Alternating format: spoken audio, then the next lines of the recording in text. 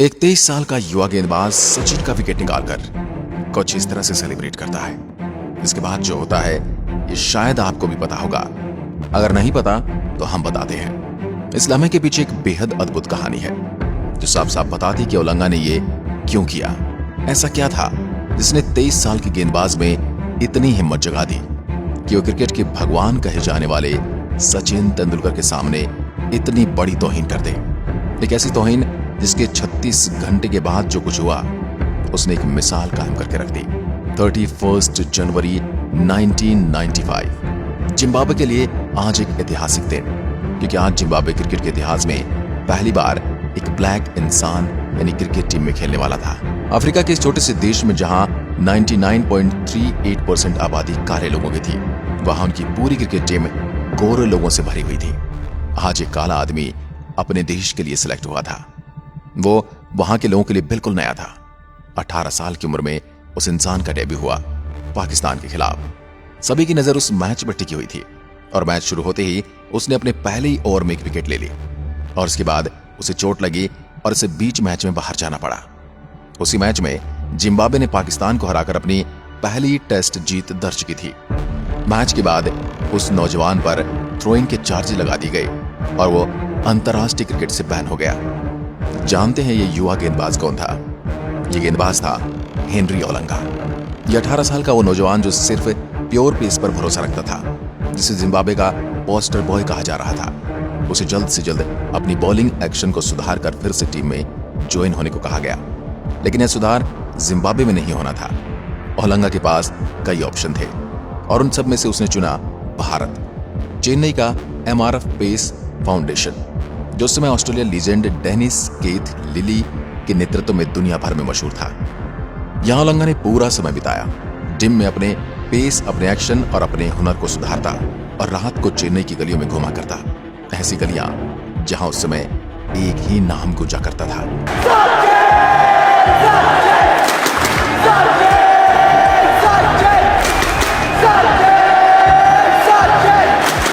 और वो नाम था सचिन तेंदुलकर। पिछले 2 सालों में सचिन ने टेस्ट में 80.74 की औसत से 1340 रन मारे थे और वनडे इंटरनेशनल में पिछले 1 साल में 47.3 की औसत से 1090 रन। सिर्फ 16 साल की उम्र में डेब्यू करने वाला घर घर का नाम बन गया था। जब सचिन का नाम बढ़ते जा रहा था, वहीं ओलंगा का नाम नीचे आ रहा था। एक तरफ इंजरी, दूसरी तरफ फॉर्म की कमी। ओलंगा की स्थिति ये थी कि उनका दिन तो दुनिया हिला दे, वरना तो फुटबॉल से भी स्टंप पर निशाना नहीं लगे। साल दर साल जिम्बाब्वे क्रिकेट का नाम बढ़ता गया और ओलंगा का नाम गिरता गया।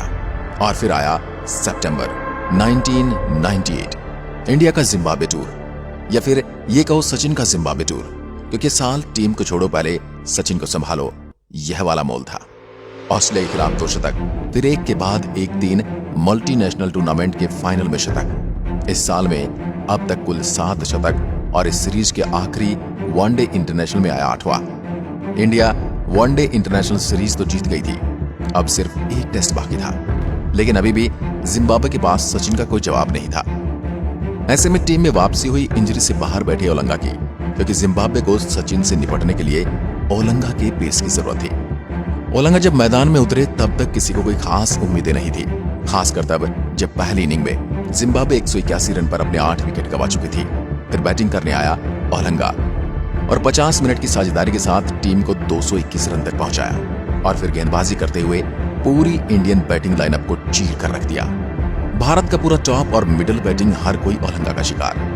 उन्होंने अगले इनिंग में भी 1 विकेट ली, लेकिन उसके बाद भी इंजरी से बाहर होना पड़ा। लेकिन फिर भी पूरी टीम इंडिया 173 पर ऑल आउट हो गई और जिम्बाब्वे ने अपने इतिहास की दूसरी टेस्ट जीत दर्ज की। मैन ऑफ द मैच थे हेनरी ओलंगा। ओलंगा के सपने अब आखिरकार सच होने वाले थे। अब उनका कॉन्फिडेंस शिखर पर जा पहुंचा था। अब सबकी नजर थी जल्दी होने वाले कोका कोला कप पर, जहां जिम्बाब्वे भिड़ने वाली थी वर्ल्ड चैंपियन श्रीलंका और भारत से। और शॉकिंगली जिम्बाब्वे ने श्रीलंका को हरा दिया, वो भी एक बार नहीं 2 बार। ग्रुप सीरीज का आखिरी मैच आते आते जिम्बाब्वे और भारत दोनों ही फाइनल के लिए क्वालिफाई कर चुके थे। फाइनल से पहले ग्रुप स्टेज का आखिरी जिम्बाब्वे और भारत के बीच होने वाला था और इस मैच में वापसी कर रहे थे इंजरी से बाहर बैठे ओलंगा। वो भी लास्ट टाइम बुरी तरह से हारी हुई इंडिया के सामने। मैच के दूसरे ही ओवर में ओलंगा द्वारा डाली गई दूसरी गेंद पर गांगुली आउट। अगले ओवर में ओलंगा ने द्रविड़ को चलता किया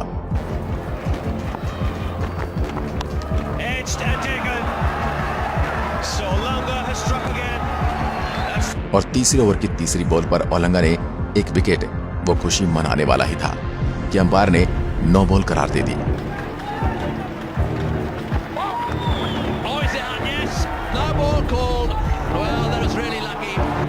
बड़ा शिकार हाथ में लगते लगते निकल गया था।